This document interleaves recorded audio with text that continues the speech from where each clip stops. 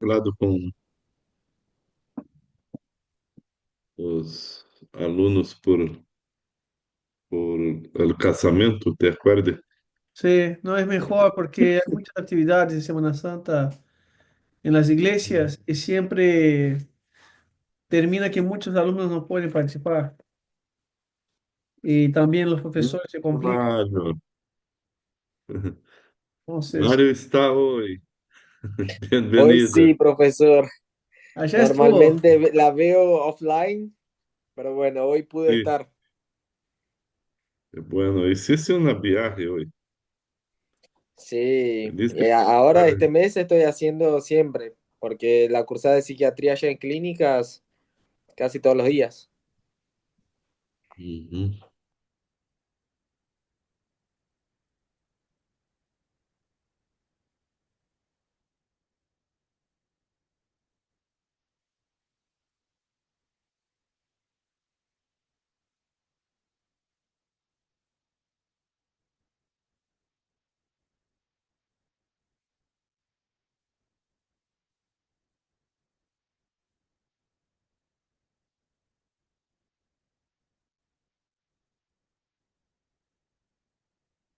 Enquanto esperamos los hermanos por más 2 o 3 minutos, ¿hay alguna duda de los trabajos que tenemos?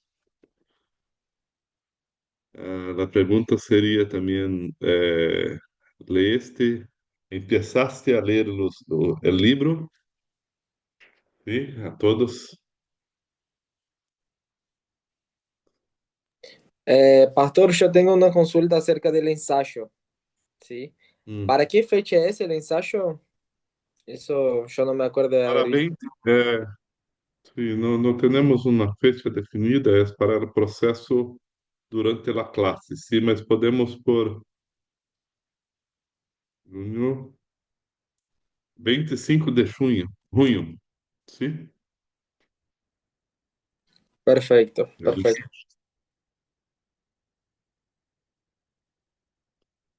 Diga, Miguel, como está?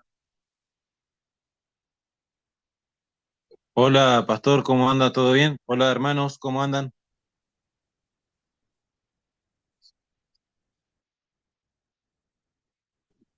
Pastor, buenas noches. Diga, Fabiano. Buenas noches. Tengo una consulta. El material que tú estás presentando clase a clase, ¿eso vos lo vas a pasar? ¿Lo tenés en algún lado? ¿Solamente nos manejamos con los apuntes? Solo ¿Y qué te estás maneja com os pasando? apontos, ok? Lo, Solo maneja com os apontos, sim? Não vou poder passar, porque como empiezo a ministrar a classe este semestre, todavia eu não tenho algo organizado, pronto, como que possa lhe passar como um ensaio, algo assim, de minha parte. Estou organizando para depois, quando tenha mais tempo, sim?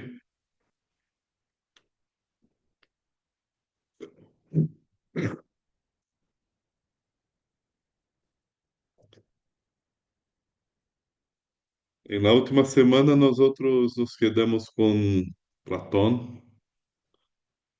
Tem que ter cierto de que Platão está mirando a lo bien eterno, a uma situação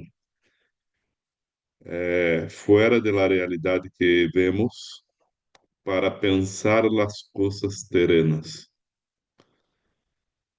E agora temos que ver Aristóteles. Aristóteles cambia todo, sim? Vou começar a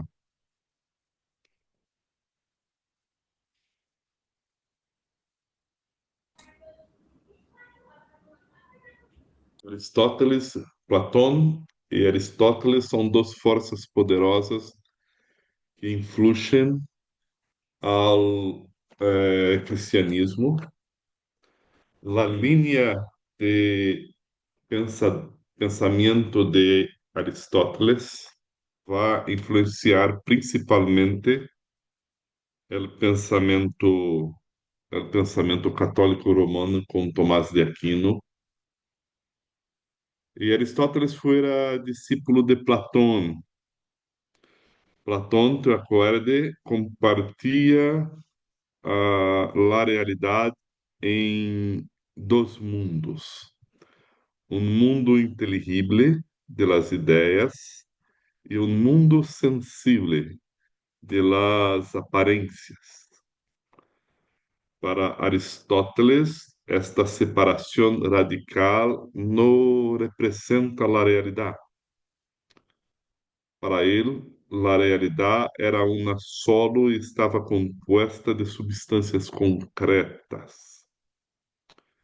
Para Platón, o verdadeiro conhecimento provenia de la contemplação de las ideias eternas, uma saludar, uma rememorização, ¿sí? Pero para Aristóteles, el conocimiento se obtenía a través de la experiencia y la observación. E Aristóteles estabelece assim um pensamento mais empírico. Há uma outra diferença crucial entre ambos, que foi a explicação sobre o movimento e o cambio. Platón veía el mundo sensible como una copia del mundo de las ideas. Aristóteles introdujo su teoría del acto y la potencia, explicando que los cambios en el mundo eran procesos naturales y no meros reflejos de una realidad superior. Ahora mira, se para Platón temos que rememorar a realidade superior, porque estivemos em um momento achar, e venimos a viver em la Tierra.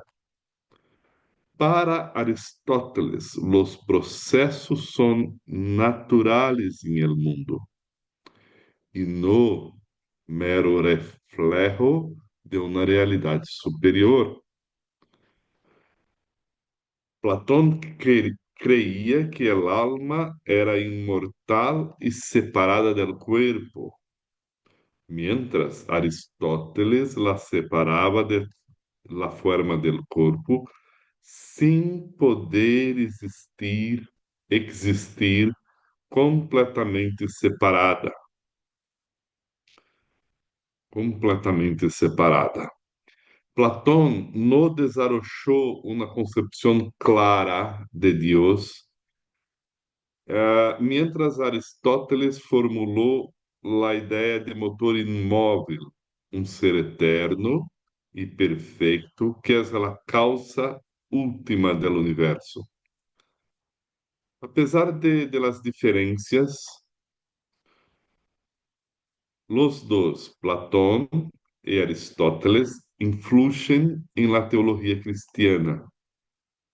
Después de los apóstolos, los padres de la iglesia se quedan en la historia de una cultura griega, con la lengua griega, el idioma griego, y la concepción que la teología va a tener para conversar con el mundo más filosófico de la cultura griega es a partir o de Platón o de Aristóteles.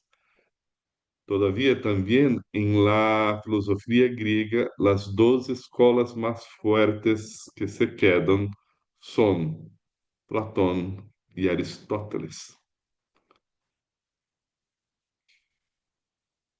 Así, por favor, só um ratito.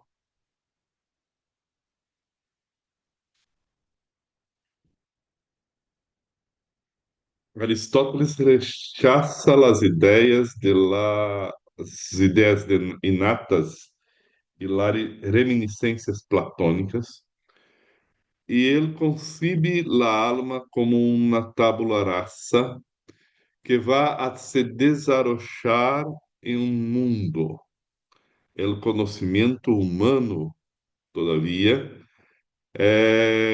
avança desde a experiência hacia a ciência. E solo através de las ideias de um mundo racional é que se explica a realidade concreta, também por meio de experimentos. A realidade são coisas sensíveis. Não temos cópias de modelos ideais, pero temos uma essência ou forma de cada ser que está em la própria substância individual e não em um mundo separado. Lo que ele quer dizer por substância, sim? Mira que temos árvores, todas árboles, sim? Todas são diferentes uma das outras, pero são árvore, sim? Cada uma em sua individualidade são uma árvore e todas são árboles, porque têm a mesma essência. Assim, a filosofia de Aristóteles é mais realista e evita a necessidade de postular uma doble realidade. Há três formas distintas para Aristóteles quanto ao conhecimento. Há um conhecimento de experiência, há um conhecimento de ciência e há algo que se chama inteligência. La experiência é empiria, um conhecimento adquirido através de los sentidos e de la repetição de hechos concretos. É um ponto de partida del saber para alcançar princípios universais. O segundo conhecimento, a ciência, episteme, é o conhecimento basado em la demonstração.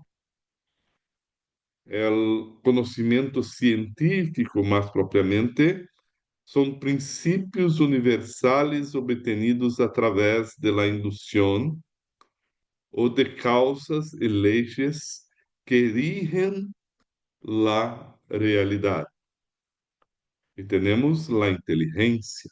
Mira que há um grado diferente entre experiência, ciência e inteligência. Esse grado mais alto de conhecimento consiste em la intuição intelectual de los primeiros princípios. Aquello que não pode ser demonstrado, pero é evidente em si mesmo. Aristóteles considera que o conhecimento humano avança desde a experiência hacia a ciência e solo através da inteligência se alcançam as verdades mais fundamentais. Mira que estamos falando do primeiro momento da história da filosofia que se espera em um conhecimento de crenças auto, qual seria a palavra em espanhol? Que são auto-justificáveis, não necessitam de uma explicação, porque já se quedam, já estão, e são verdadeiras e não há a necessidade de uma prova. ¿Sí? Se parte, portanto, de um conhecimento pré-estabelecido. Desculpa. Ao ser autêntico de cada coisa, Aristóteles chamou de ousia. Ousia é um termo grego traduzido por substância, utilizado normalmente em teologia como substância. La substância, ¿sí? Es aquello que existe en sí mismo y tiene entidad propia, lo que significa que no depende de otra cosa para existir. Este concepto se opone a la teoría platónica de las ideas, según la cual la verdadera realidad está en un mundo separado. La clave de la sustancia en Aristóteles es su subsistencia. Es decir, que no puede existir separadamente de aquello cuya sustancia es. El árbol es árbol, ¿sí? Siempre. No puede existir sin ser árbol. Existe como árbol, ¿sí? Pero tiene la misma sustancia de todas las otras, que son diferentes. Um ser concreto como um árbol ou um animal tem sua essência dentro de si mesmo e no em um mundo de ideias. Esto significa que não basta com postular a existência de formas ou ideias para que as coisas existam. É necessário um princípio ativo que las cree e las haga efetiva em la realidade. Este princípio ativo em la filosofia aristotélica está vinculado com a causa eficiente, es decir, la causa eficiente es el agente que produce la existência de algo. Em Aristóteles, vamos sempre falar de potência, algo que pode venir a ser. ¿Sí? El agente que produce la existencia de algo. Insistía que la forma y la materia están unidas en la realidad concreta y que el movimiento, el cambio y la transformación de una semilla hasta un árbol, de una criatura en el ventre hasta un animal, lo que quiera, está em movimento e em transformação, que produce por uma causa eficiente natural o desarrollo del ser.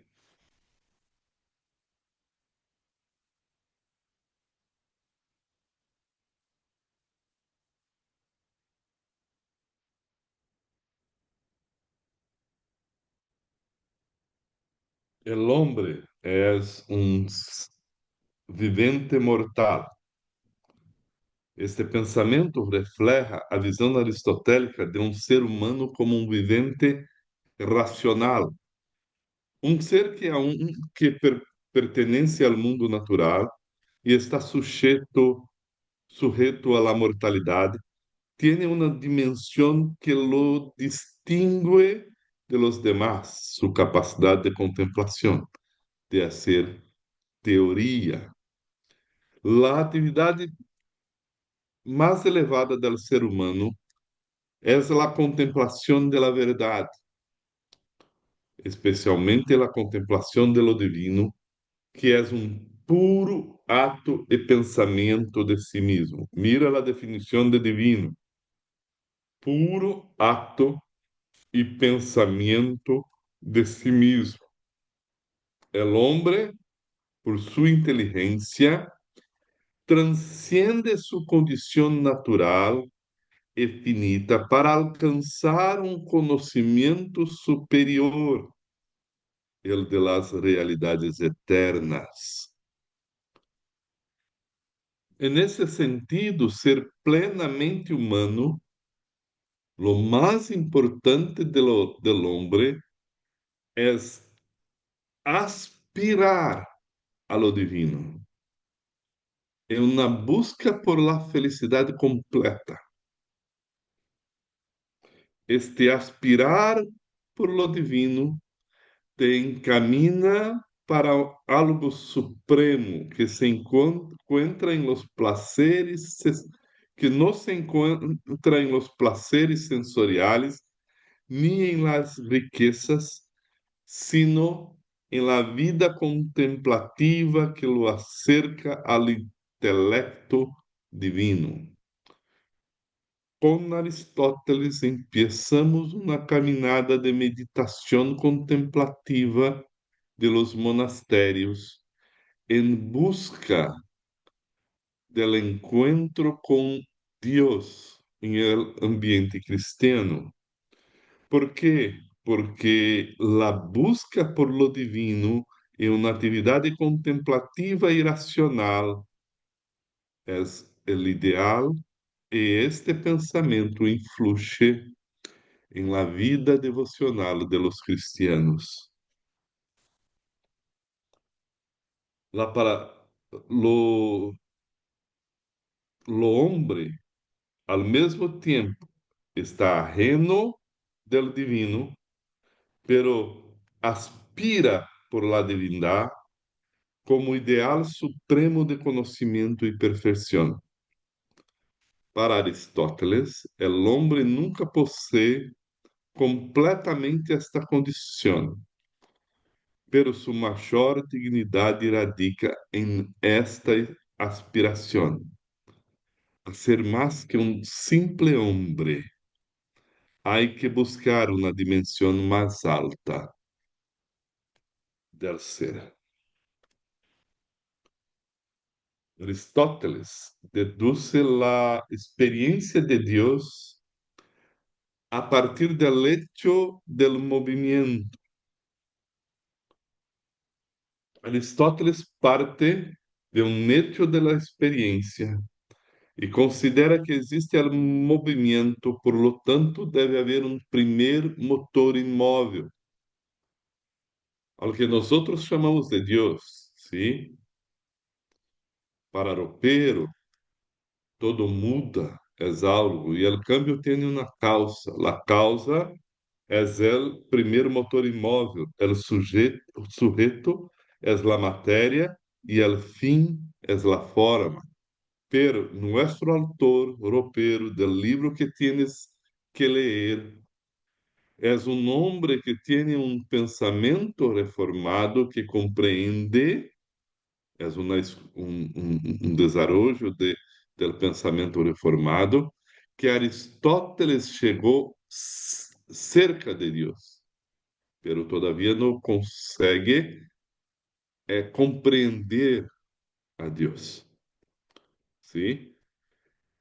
É porque Aristóteles está pensando em la substância, la essência del motor imóvel.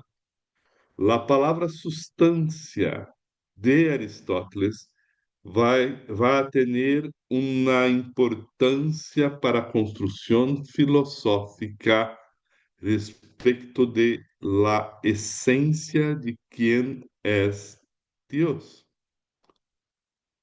Al escribir a respeito de Deus como um ser superior de motor imóvel, Aristóteles nos apresenta recursos que nos permitem ser utilizados por los concílios ecumênicos para definir a palavra de que Jesus, por exemplo, tem a mesma el Hijo tiene la misma esencia, usia, del Padre. Pero, para nós outros reformados, aunque utilicemos las expresiones de la filosofía de Aristóteles, temos que reconceptuar as palavras para utilizá-las de forma bíblica, porque não é a filosofia que explica a palavra de Deus, pero es a partir de la palabra de Dios que explicamos la palabra de Dios y también interpretamos la realidad. La filosofía de Aristóteles, por tanto, influye en el cristianismo de forma ampliamente incorporada en una discusión siempre presente entre Platón y Aristóteles y la definición principal de los términos cristianos en la teología. Hasta Agustín, vamos ver que tenemos principalmente una influencia de Platón. Después de Agustín, con Tomás de Aquino, en la escolástica, vamos ver que tenemos una influencia principal de Aristóteles. El fato es que en Aristóteles, la idea de que Dios es el primer motor inmóvil influyó en la teología cristiana sobre la naturaleza divina. El ser que imprime este movimiento, el motor inmóvil es pues un ser necesario. Y en tanto que necesario es el bien. Y por conseguinte un principio, porque hay varias acepciones de palabras necesario. Hay la necesidad violenta, la que corta nuestra inclinación natural. Después la necesidad que es la condición del bien.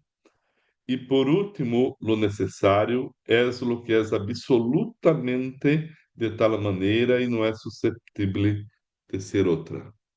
Esta última es la contemplación.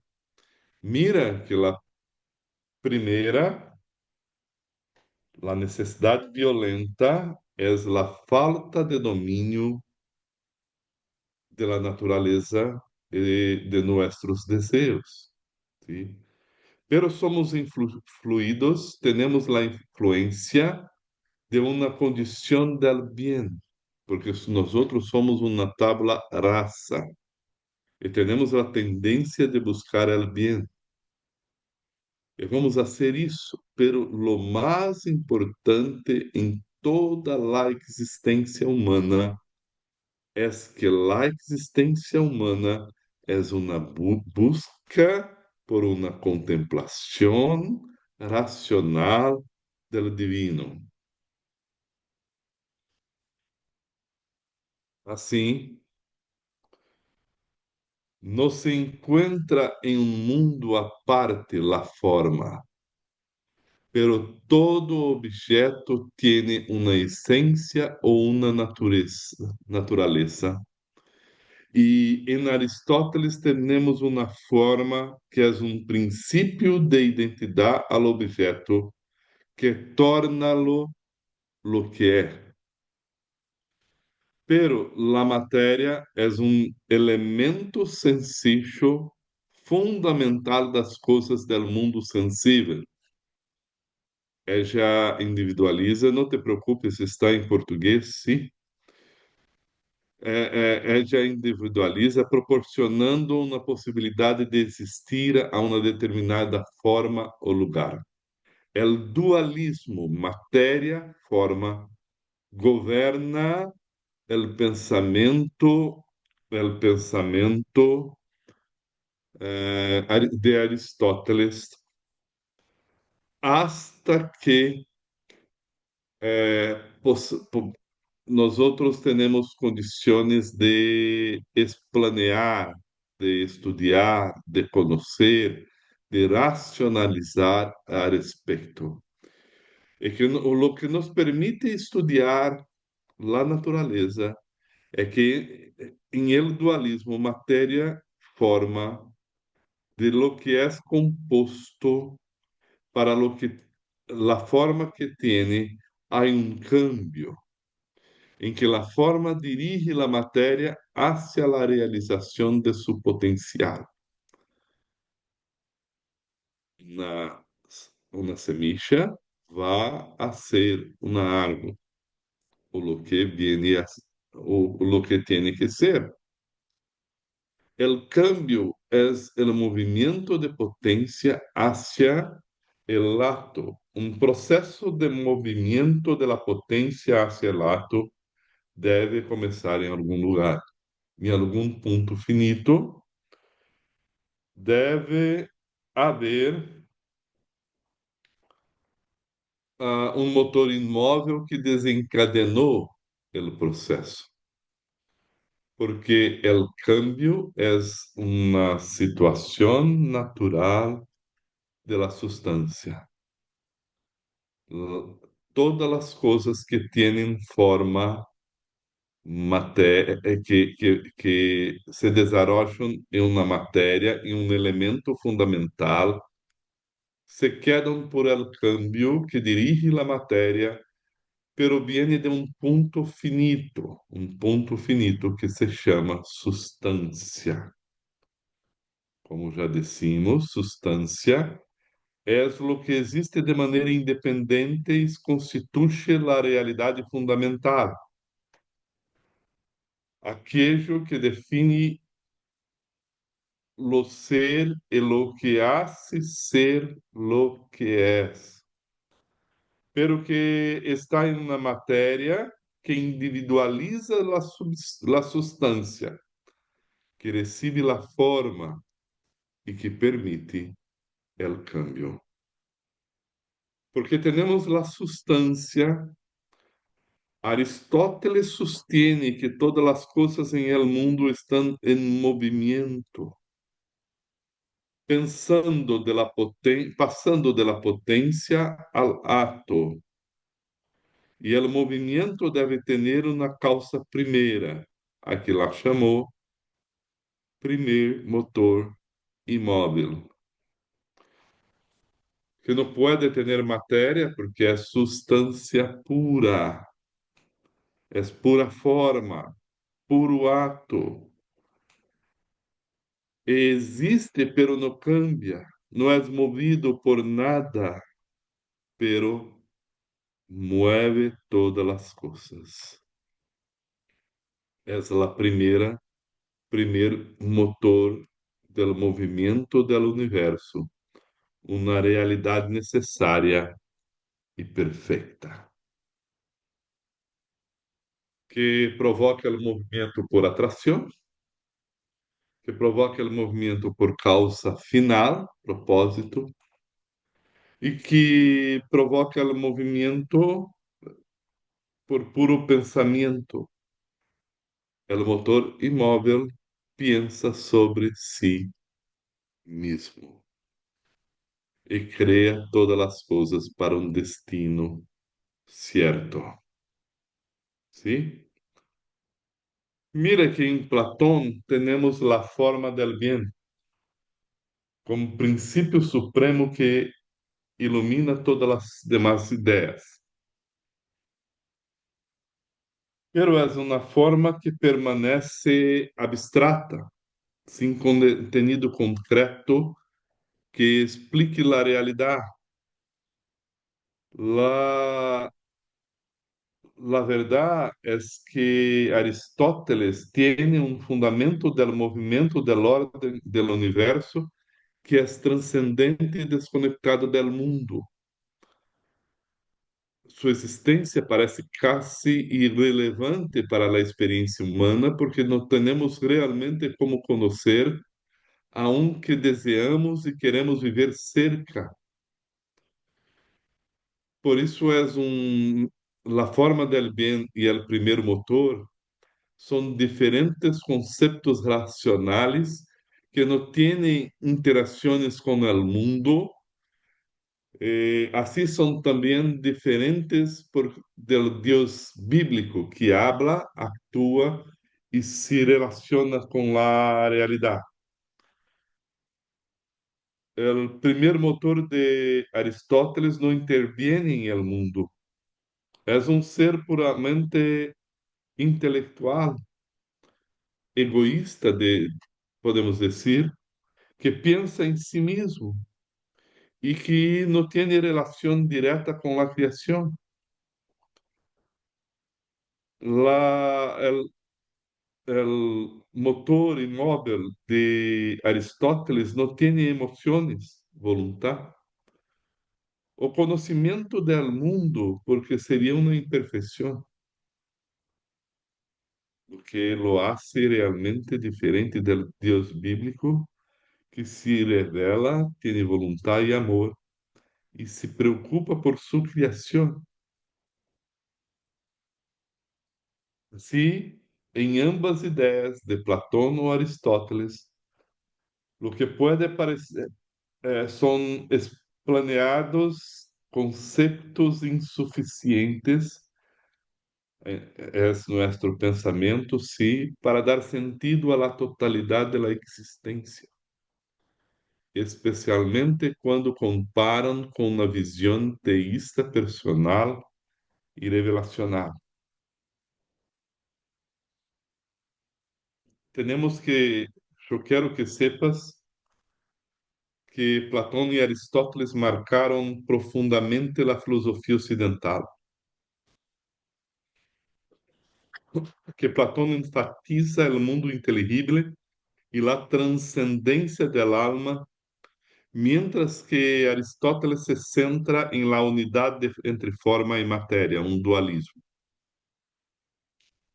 La filosofía cristiana asimiló ambos, rechazando el dualismo platónico radical del mundo de las ideas y del mundo que vivimos, y la metafísica aristotélica para explicar la relación entre Dios, el mundo y el ser humano.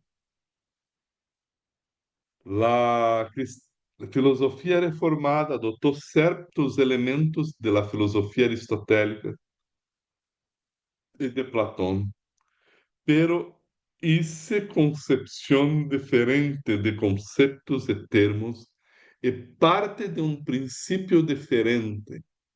Para Platón y Aristóteles, el pensamiento respecto de la realidad es planeado a partir de la razón autónoma.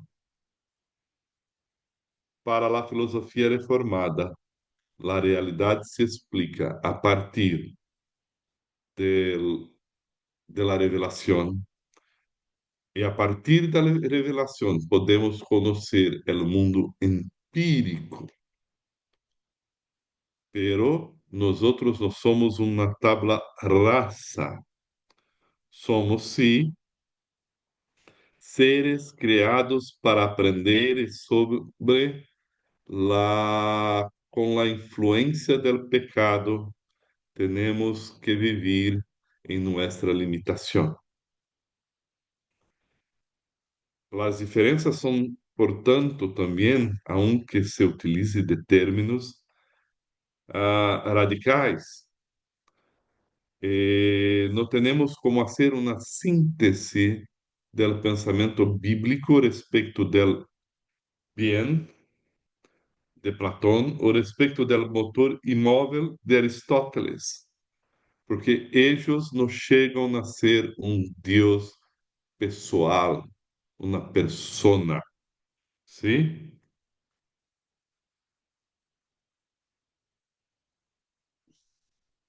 El mundo de los seres humanos, por tanto, es una manera que reconoce tanto la trascendencia divina como la bondad y el propósito de la creación. Para Aristóteles, por una capacidad de la razón, para la teología reformada, filosofía reformada, por la posibilidad de la razón guiada por la revelación. Así, yo quiero les mostrar una figura que está en la Basílica de San Pedro en Roma, de dos filósofos con sus discípulos, ¿sí? Hay um filósofo apontando para o alto e aí um outro com a mão estendida mostrando a barra. Eu les pergunto, quem pensas que seria Platão e quem pensas que seria Aristóteles? O que pensa? Yo creo que Platón sería que apunta para arriba y Aristóteles la mano extendida. Sí, el Platón punta para un mundo ideal que nosotros no chegamos, pero queremos conocer. E Aristóteles punta para a realidade de forma e matéria, para que a partir da forma e matéria sepamos a substância e tenhamos uma aspiração por el motor imóvel perfeito. Mira que os dois estão partindo de uma realidade racional de conhecimento. E a partir de esta realidade, querem chegar a interpretar todas as coisas. Pero, mira, todavía la razón es limitada. No tiene cómo llegar a la revelación y a la comprensión de la existencia de Dios fuera de la creación. El motor inmóvil de Aristóteles y la forma del bien de Platón son deseos, son buscas, son aspiración de una verdad eterna, pero no tienen la revelación para llegar a ella. Es lo que Calvino chama de, me ajude, me falta a palavra, de uma saudade que temos de Deus, de umas chispas, de uma busca por la eternidade, pelas coisas del Senhor que temos em los hombres, pero somente podemos realmente conhecer com a revelação de Deus. Assim terminamos a filosofia grega que antecede a Jesus, com as principais escolas, os pensamentos e os dois principais pensadores que influem a la teologia reformada depois de los apóstolos a partir de los padres, desculpa, com a teologia bíblica depois de los padres de la iglesia. ¿Sí? Pregunta hasta este momento.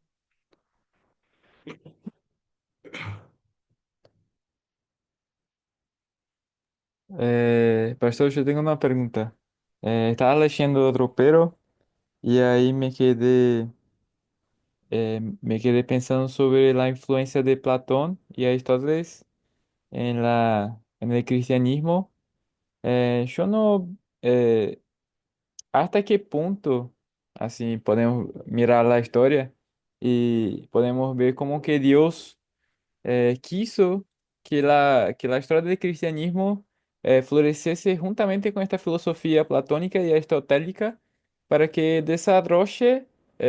se desarrollase un pensamiento teológico sistematizado, quizás, de la fe. Y yo veo también que no es tan similar assim, el pensamento teológico, por más que los teólogos se utilizaban de las primicias, por así decirlo, pero no veo así tan similar. ¿Qué puedes decir sobre esto? Quando a palavra do Senhor nos ensina sobre os tempos certos da manifestação do Messias, da plenitude do tempo, temos uma construção histórica que agrega a Pax Romana com a uma língua universal. Hoy hablamos de un globalismo, sí, pero teníamos en la época de Cristo y de los apóstoles un globalismo bajo el imperio y la seguridad del imperio romano, con una lengua universal y una cultura universal, que fue un desarrollo difícil para los cristianos, pero estratégico por la dirección y gobierno de la historia por obra del Espíritu Santo. teníamos una oportunidad inmensa. La filosofía griega se permitía ser cuestionada en una conversa, había un diálogo. Las personas decían a Pablo, queremos que te escuchar a respecto de esto.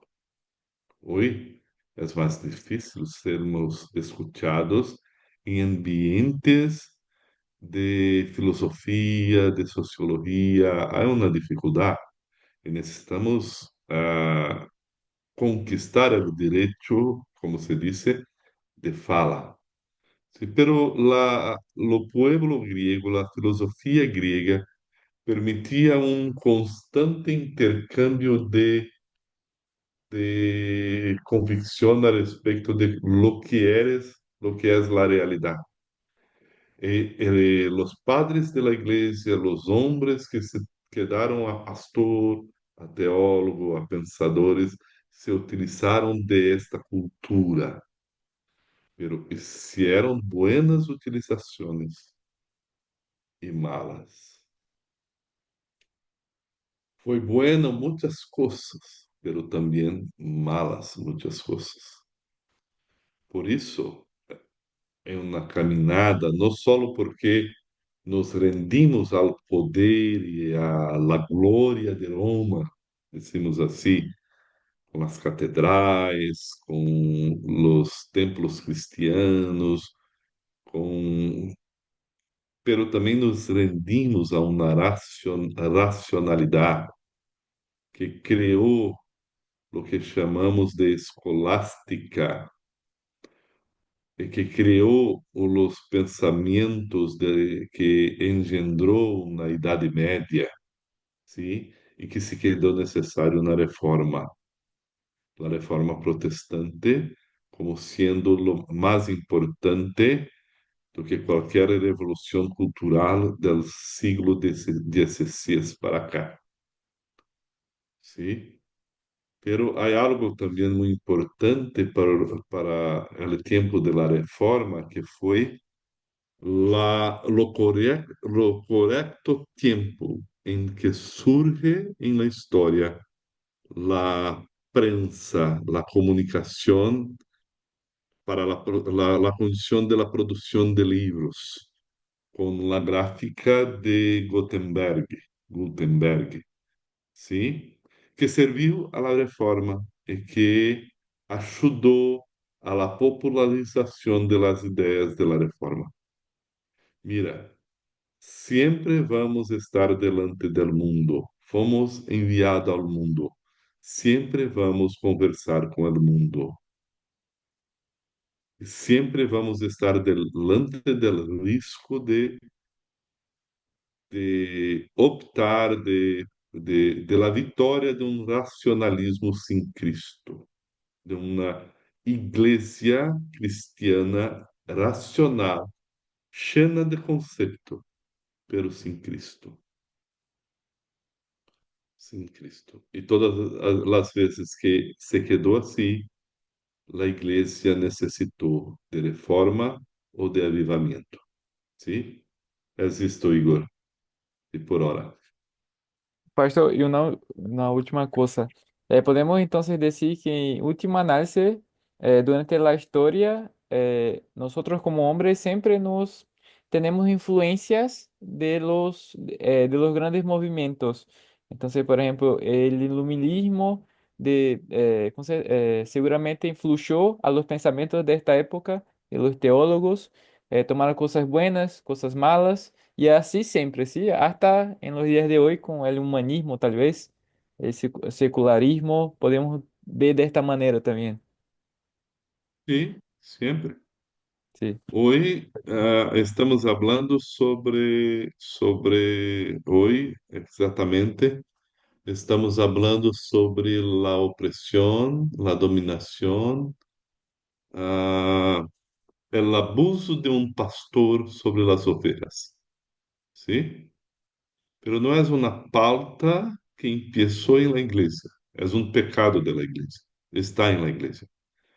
Pero las conversas fuera de las iglesias hicieron una presión y nosotros tenemos que dar una respuesta a los pecados cometidos por hombres en la iglesia. Somos questionados e vamos responder ao mundo. Sim, Francis Schaeffer nos ensina a responder com confissão de pecados públicas. Nós somos dignos realmente de representar a Cristo. Temos que confessar pecados. Quando foi o tempo de la escravidão, tivemos que responder a los questionamentos del mundo. Luchamos por el fin de la esclavitud, pero también muchos cristianos lucharon por el derecho de tener esclavos. ¿Sí? Y tuvimos que confesar nuestros pecados. Vamos siempre estar delante del mundo que vai estar haciendo preguntas para nosotros y vamos responder. Respondamos, temos que responder com testemunho bíblico, com a vida bíblica, com as verdades das Escrituras, e vamos utilizar palavras de ellos, para que eles sepam o que estamos dizendo. E algumas vezes, em el meio da igreja, alguns vão tentar responder de formas malas, como muitos hicieron assim por la influência do iluminismo com la teologia liberal, com a influência do marxismo, com a teologia da libertação. ¿Sí? Pero não é novidade. Empezou com os padres da igreja. ¿Está bem? E no século I depois de Cristo, entre a década de 40 e o final do século, o primeiro ciclo, estamos falando agora, a filosofia grega estava profundamente influenciada por el pensamento romano e correntes filosóficas helênicas, algumas como que podemos dizer são as correntes filosóficas que influem como estoicismo, epicurismo, escepticismo ou o que chamamos de neopitagorismo, pero são normalmente filosofias que chamamos de filosofia ética, ¿sí? O epicurismo sigue existindo junto com o estoicismo, com enfoque individualista e rechaço principal à política. A filosofia grega se mescla cada vez mais com a cultura romana e convertendo-se em uma base intelectual para muitos romanos e cultos romanos. Temos pensadores como Sêneca, que crê que é um estoico, o Plutarco, que vem do platonismo médio, que combina ideias gregas com o pragmatismo romano. Mira uma coisa que é necessário que sepas: teremos em este momento a cultura de herança hebraica, a cultura de herança romana e a cultura de herança inerência, sim. Me ajude, Igor, qual a palavra para herança em português? Me ajude. Herança. En Outra español pessoa me es ajude. herencia. Herência, desculpa. Estou falando e me vienen palavras. La herência hebraica cultural, hebraica, griega e romana, las tres juntas. Ora, mira, lo conocimiento para lo griego es empírico, ¿sí? Es un conocimiento empírico, pero racional con abstracción. Lo conocimiento romano es controle y gobierno. Lo conocimiento judío, hebraico, de la cultura bíblica es fruto de la intervención revelacional, es fruto de una experiencia. Es la revelación que enseña. Eu vivo e vou viver. E assim temos três culturas vivendo em um mesmo espaço que chamamos de Império Romano. E as três culturas se quedam a construir um discurso que tem temas abordados comunes a las filosofias de la época, ¿sí? E agora chega em lo meio de este ambiente a predicação cristiana que está crescendo e que tem agora que afirmar su concepto de herança judia em Cristo a um mundo de governo romano,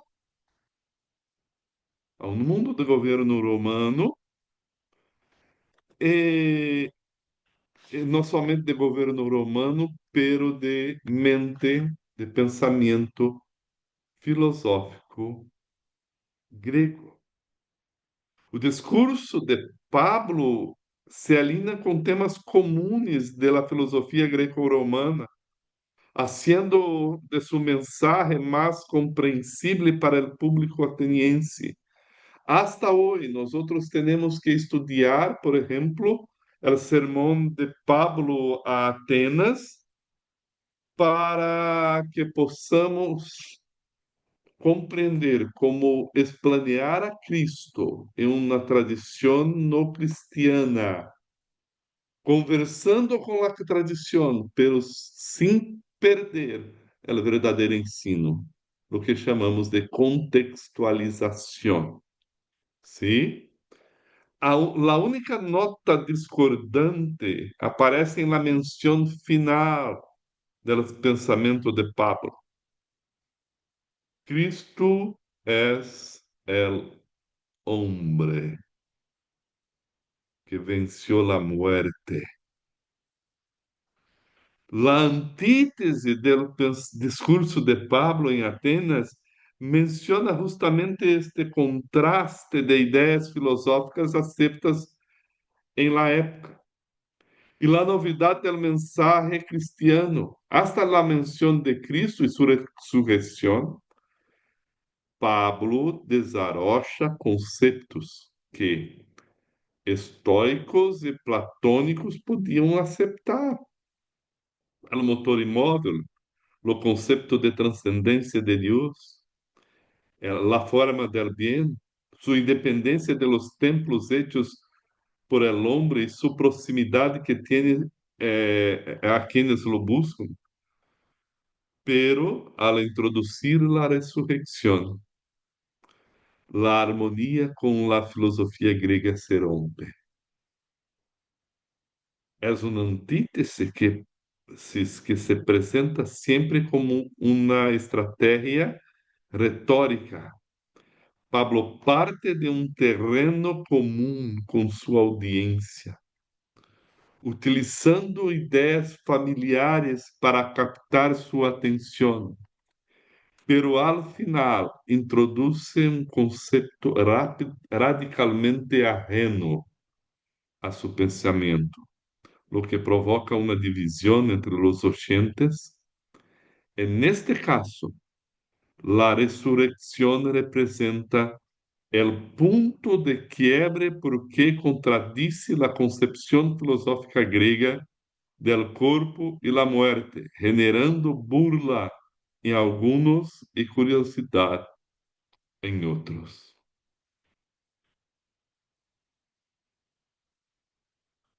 O uso do grego koiné como idioma do Novo Testamento e a incorporação de términos filosóficos em los escritos de los apóstolos reflejan a influência da cultura helenística em la teologia cristiana. Los apóstolos, al predicar a um público griego, ressignificaram conceitos filosóficos familiares para comunicar a realidade de Cristo. Mira, logos el verbo de Dios. El término logos já era ampliamente utilizado na filosofia grega, especialmente em el estoicismo e el platonismo, para referir-se à razão cósmica, ou el princípio ordenador do universo. Juan ressignifica esta ideia porque el verbo agora se hizo carne. Misterium, el plan oculto de Deus. En la cultura griega, mysterium se usaba en las religiones mistéricas para indicar verdades secretas reveladas solo a los iniciados. Los apóstoles, especialmente Pablo, adoptan este término, pero lo resignifican para referirse al plan de salvación que estuve oculto en el pasado y ahora es revelado en Cristo. Gnosis, el conocimiento de Dios. En la filosofía griega y los movimientos gnósticos, gnosis significa un conocimiento exotérico que conducía a la salvación. Pablo utiliza este término, pero lo redefine como el verdadeiro conocimiento que proviene de Dios y no de especulaciones filosóficas humanas. Eclésia, la iglesia como Asamblea de Dios. Em el contexto griego, eclésia significava uma assembleia pública de cidadãos. Em el Nuevo Testamento, esse término se usa para designar la comunidade de creyentes, la iglesia. Al usar eclésia, Jesús e os apóstolos enfatizam que a igreja é uma comunidade chamada por Deus, não solo uma instituição humana. Metanoia, arrepentimiento como transformación de la mente. En el griego clásico, metanoia significaba cambio de pensamiento o perspectiva. En el Nuevo Testamento, una transformación interior, fruto de la obra del Espíritu Santo, del nuevo nacimiento. Porque los apóstoles empezaron a predicar el Evangelio al mundo griego. O cristianismo está dialogando diretamente com a filosofia grega. E a evangelização teve enfoque maior em la época apostólica em la Ásia Menor, com a influência da cultura e pensamento grego. Los apóstoles, especialmente Pablo, predicaram a comunidades imersas em el helenismo. Lo que hizo necesario expresar a la fe cristiana em términos compreensíveis para a mentalidade filosófica da época. Esta foi a herência de los apóstolos a seus discípulos, del segundo século e depois a los padres de la igreja, que já viviam em uma filosofia que chamamos de neoplatonismo, ¿sí? Que tiene su fuerza con Plotino, principalmente, e que buscava uma metafísica, tinha uma busca por la unidade e a origem do ser, propondo um sistema filosófico em que a realidade é composta por três princípios fundamentais. O uno, a realidade absoluta e indivisível, e além de toda descrição, é a fonte de toda existência e está além de la compreensão. O intelecto, primeira emanação do uno, responsável pela criação de ideias ou formas perfeitas. E o intelecto é o princípio da inteligência e da razão. A emanação do intelecto responsável por dar forma e movimento ao mundo material. A alma conecta o mundo físico ao mundo intelectual. Por isso há um caminho del alma, porque o uno é uma realidade suprema de onde emana lo intelecto e la alma. E la alma viene a involucrar-se com o mundo e se aleja del uno. El propósito de la vida para la alma es superar esta separación mediante purificación espiritual y purificación intelectual. Esto se logra a través de filosofía, contemplación y accesos. Accesos como busca de la libertación de las distracciones del cuerpo. El camino hacia la unión mística, autoconocimiento y virtud es una busca de involucrar-se com o mundo interior e purificar-se. Necessitamos, portanto, de um caminho por autoconhecimento e virtude, por intelecto e contemplação, pero que também por uma êxtase mística, uma transcendência de nosso mundo racional em busca de um momento em que a alma se funde com o uno, transcendendo sua individualidade. Esta ideia influenciou profundamente a espiritualidade cristiana, em especial em nomes como Agustín e as tradições do mundo cristiano oriental. Em Plotino temos, portanto, uma emanação do uno de forma gradual, da perfeição para a multiplicidade e imperfeição, e uma ascensão da alma, uma busca da alma que deve retornar ao uno por contemplação e purificação. Há um misticismo de deixar-se esvaziar-se de si mesmo em busca de uma sese cristiana.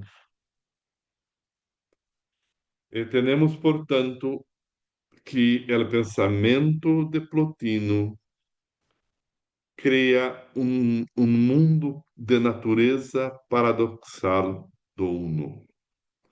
Seu uno é absolutamente sensível, simples, sem distinção ou divisão. Como pode originar múltiplas realidades, como intelecto ou alma, sem comprometer com uma multiplicidade ou imperfeição. Sim? E se é perfeito, como pode engendrar algo malo? Te acuerdas que les dije que siempre tenemos una racionalidad para esplanear la realidad, pero chegamos a una irracionalidad. Y los cristianos tienen que dar al mundo neoplatónico ahora una respuesta cristiana. ¿Sí? Una respuesta cristiana. La verdad es que es difícil aceitar para los griegos el evangelio en su totalidad.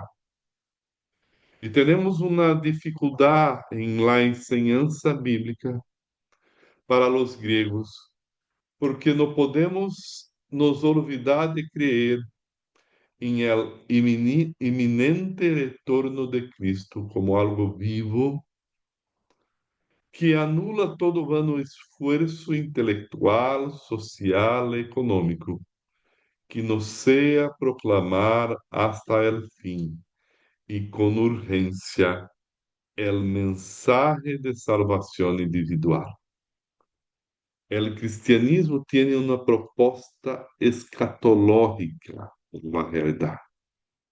Un mundo en que nuestra filosofía está llena de expectativa de que Cristo va a volver. Y tenemos que responder a un mundo que quiere una explicación racional, que podemos tener experiencias empíricas. Tenemos que responder que chega um momento de nossa enseñanza que não podemos planear, pero esperamos. Cristo vai volver. Como isto vai ocorrer, não sabemos. Não temos como conhecer completamente. Não temos como conhecer completamente. Racionalmente não chegamos, pero temos como ensinar por a revelação. O pensamento cristiano chega a um momento em que a razão não é a esperança, porque ao explanear a respeito da realidade, a esperança real é a revelação. Assim, aunque criamos filosofia, aunque tenhamos uma enseñança a respeito da realidade, e aunque podemos conversar com todas as correntes filosóficas do mundo grego e depois de sua herência, ¿sí? A fé cristiana é suficiente em si mesma e não necessita da filosofia grega para explanear a realidade. Pero tiene que conhecer a filosofia grega. E quando estamos falando com a filosofia grega, chegamos cerca de raízes de heresias, porque temos a tendência de que a razão é maior para explanear a realidade e não necessita de la revelação. Aí, aunque busquemos uma vida intelectual, aunque busquemos uma sabedoria cristiana e um fundamento próprio a partir da revelação grega, que podemos estudar como Aristóteles o mundo empírico, que podemos utilizar de terminologias da filosofia, los apologistas, los hombres que hicieron teología en los segundo, tercero século, como Justino Martes, intentam uma perspectiva conciliadora com filosofia, pero siempre tienen um caminho difícil, um caminho difícil.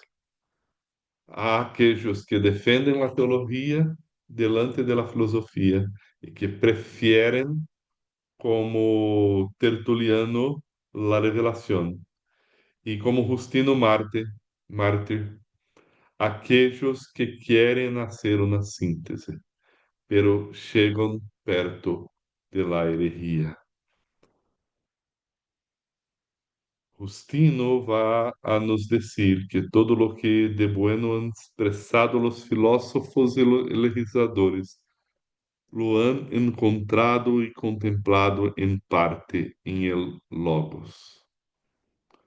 Justino considerava que a razão humana tinha acesso a fragmentos da verdade. Veía em Platão e Aristóteles uma preparação para Cristo, já que buscavam a verdade. Pero esta semilla del Logos, esta busca por la verdad, fuera parcial en la filosofía. e solo puede ser encontrada pela mente plenamente em Cristo. Esta ponte, que podemos chamar de uma ponte bicultural, como a antropologia cristiana chama, entre a cultura grega e o cristianismo, nos hizo pensar teologia e foi muito importante. Pero também nos hizo, nos llevou a pensar a respeito de como interpretamos de verdade a realidade. Toda verdade é verdade de Deus, pero para os relativistas griegos, a verdade não pertence exclusivamente a uma tradição. Para os cristianos, solo pertence a Deus e é uma herência de Deus a nós. Em la escola de Alejandría, a primeira escola filosófica que podemos dizer, temos uma filosofia como um dom de Deus, um dom para preparar os gentios à la chegada do cristianismo.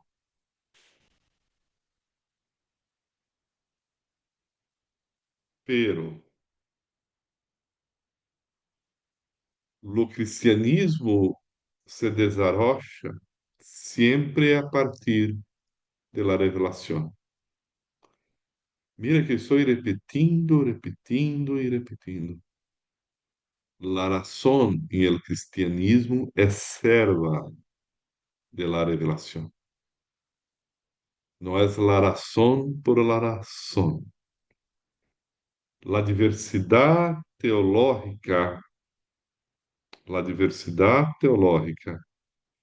de la cultura griega romana nos llevó en un esfuerzo para esplanear la verdad como la interpretamos y como la conocemos. ¿Sí? Pero siempre la razón se queda como una sierva de la revelación en el mundo cristiano.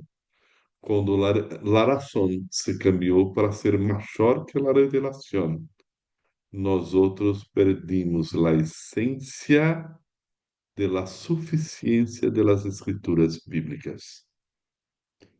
Por hoy me quedo aquí. Em la próxima semana empezamos com Agostinho, el primer filósofo cristiano. Perguntas, por favor? Professor, próxima classe seria assim, depois do feriado de, de Páscoa, não? Sim, eu creio dia 23, sim? Eso. Pronto? Quem?